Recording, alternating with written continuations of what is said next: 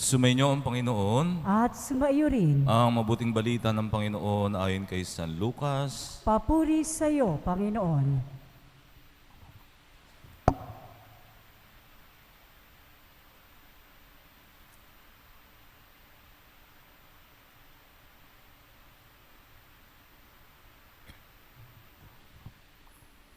Nang ika-6 na buwan ng pagdadalang tao ni Elizabeth, ang Anghel Gabriel ay isinugo ng Diyos sa Nazaret, Galilea, sa isang dalaga ng pangalay Maria.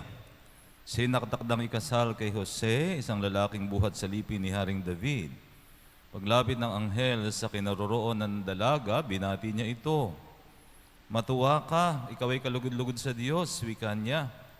Sumasa iyo ang Panginoon.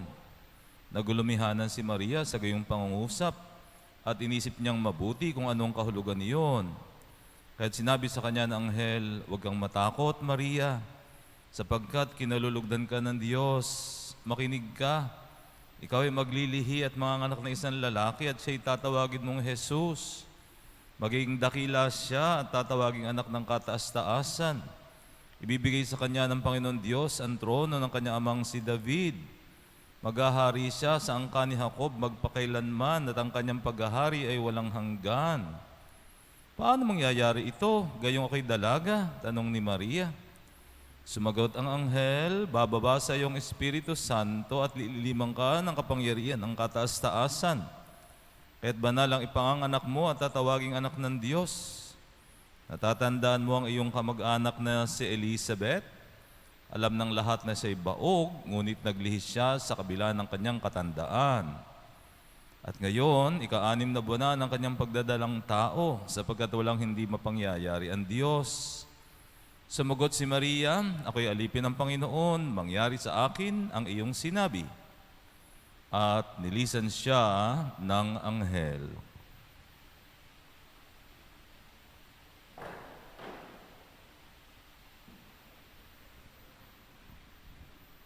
Ang mabuting balita na ating kaligtasan. Pinupuri ka namin, Panginoong Heso Kristo. Magandang gabi po sa inyong lahat. So welcome po sa ating ika-5 araw o ika-5 gabi ng ating siyam na simbang gabi. No? Nasa kalagitnaan na po tayo. No? Nasa kalagitnaan. At ang ating ebanghelyo ngayon ay isa sa mga joyful mystery. Walang iba kundi yung the Annunciation o ang pagbati ng Anghel Gabriel kay Maria. Kung natatandaan pa ninyo yung gospel natin kahapon, tsaka ngayon, nabaligtad.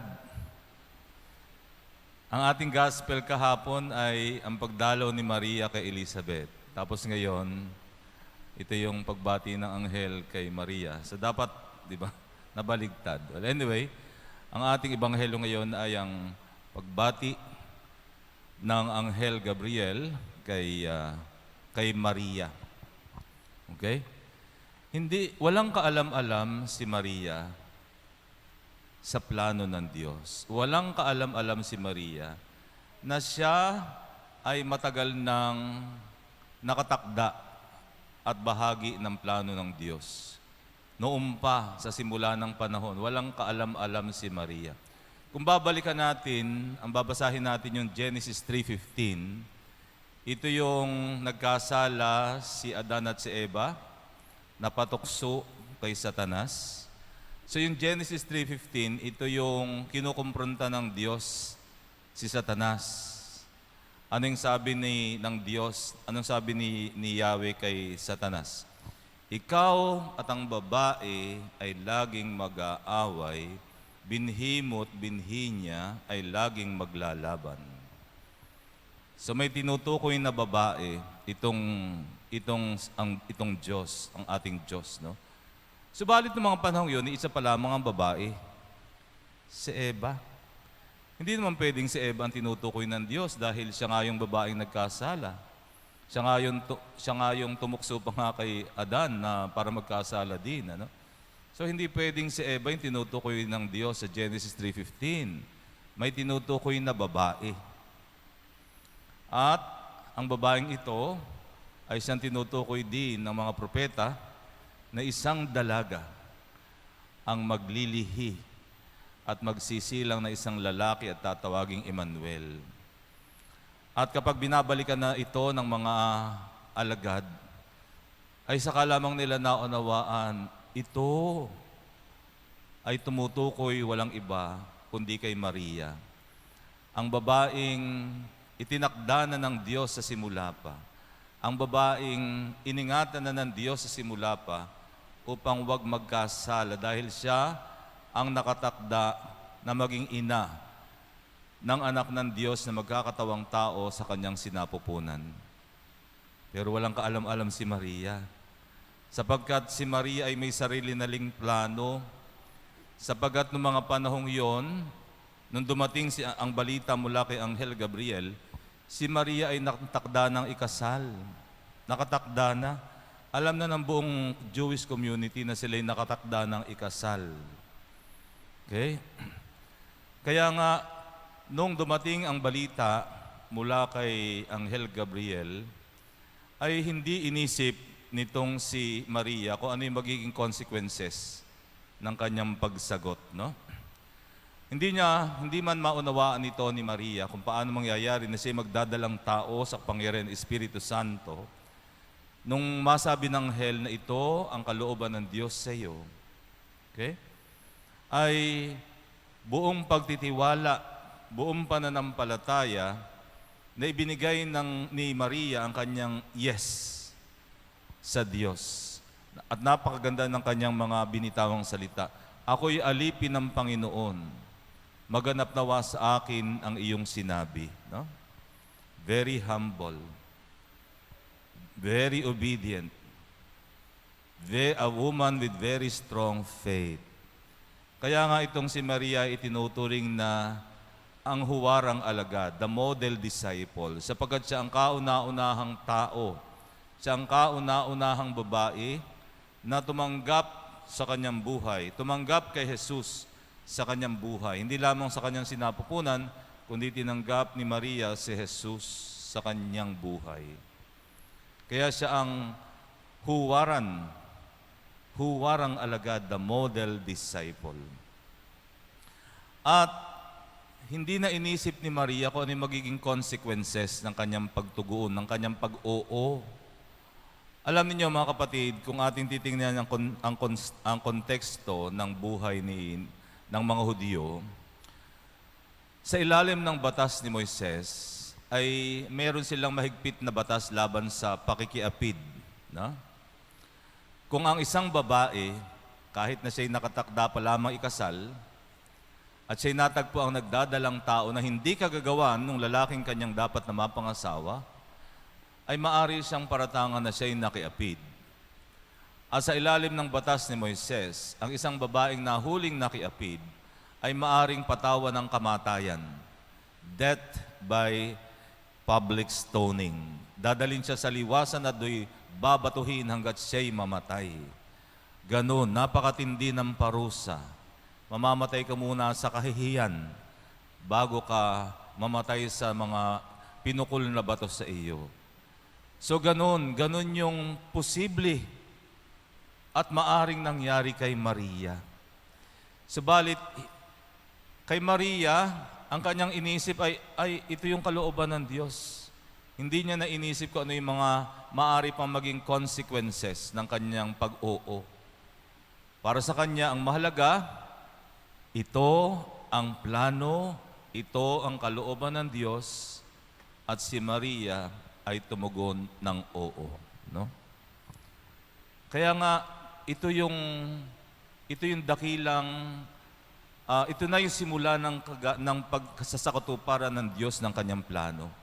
Isang planong nakatakda na noong pang-unang panahon. Nung magkasala ang unang tao, gumawa na agad ng plano ang Diyos na ipadala ang kanyang anak na magiging tagapagligtas ng sangkatauhan. Ang kanyang anak ay magkakatawang tao sa pamagitan ng isang dalaga. At ito nga ay si Maria. Kaya nga mahalaga ang ebanghelyong ito dahil dito nasasaad yung simula ng katuparan ng pangako ng Diyos.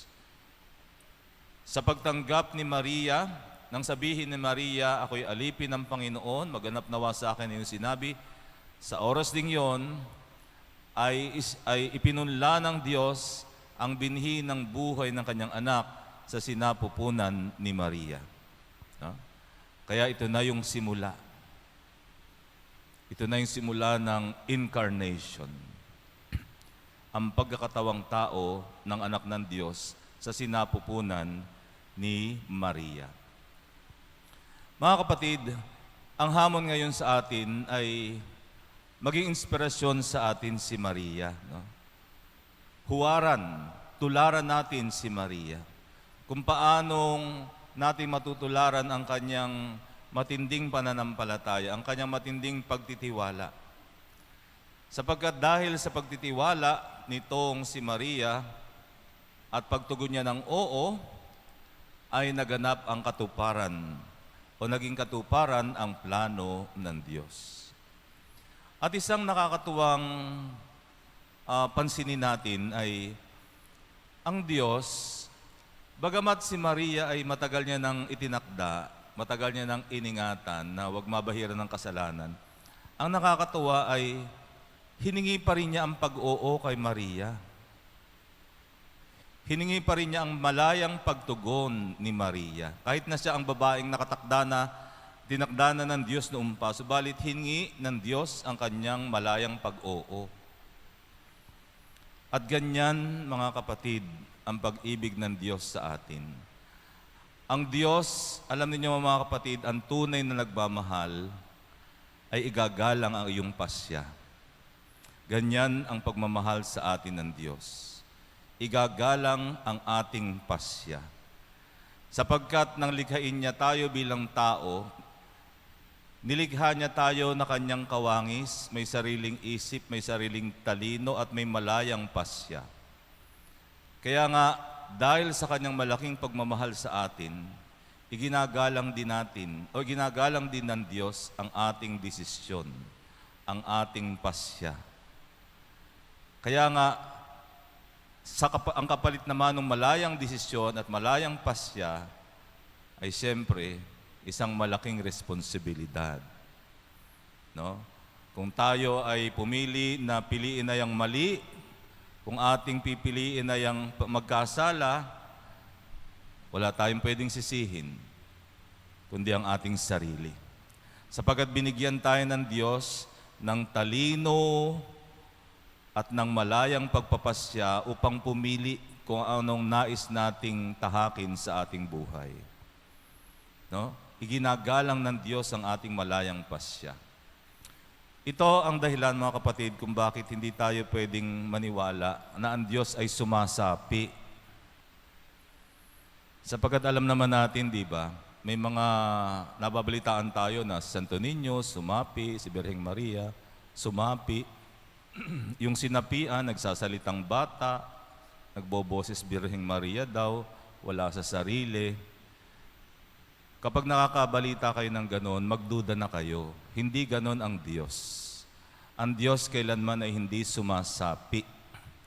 Ang Diyos, kung nais kanyang gamitin, kung nais kanyang kasangkapanin, igagalang niya ang iyong malinaw na isip, igagalang niya ang iyong malinaw na pasya, igagalang niya ang iyong pag-oo. Ganon ang Diyos. Igagalang niya tayo sapagkat gayon niya tayo kamahal. Ang isang taong nagmamahal, hindi niya ipipilit yung gusto niya. Ang Diyos na nagmamahal ay igagalang niya ang ating desisyon at ang ating malayang pagtugon. No? Kaya nga mga kapatid, tayong lahat, kung si Maria ay nakatakda at bahagi na ng plano ng Diyos, tayo rin mga kapatid, bawat isa sa atin ay may bahagi. No? We have a part in that great plan of God. Maniniwala ba kayo? We have a part in that great plan of God.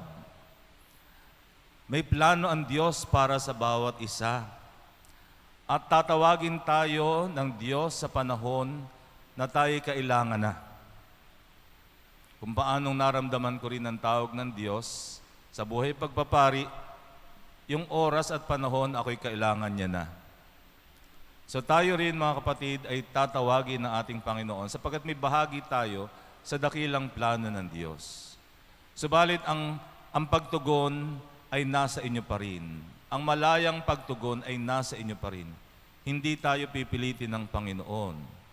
Kung nagpasya kang, kung ang decision mo ay no, hindi ka niya pipilitin. No? Hindi namimilit ang Diyos. Igagalang at igagalang ng Diyos ang ating malayang desisyon, ang ating malayang pasya.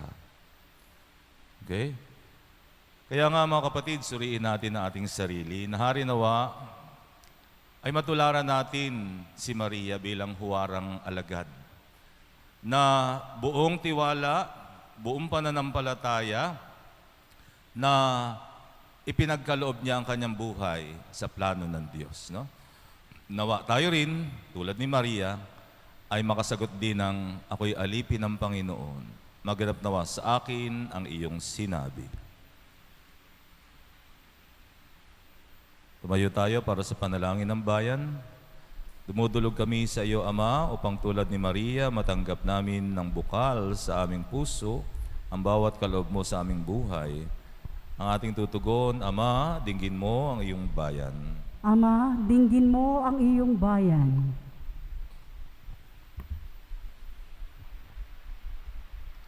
Makinig nawa ang bawat pinuno ng simbahan, tulad ni Maria, sa iyong salitang nangungusap sa pamamagitan ng pamumuhay ng bawat mananampalataya. Manalangin tayo. Ama,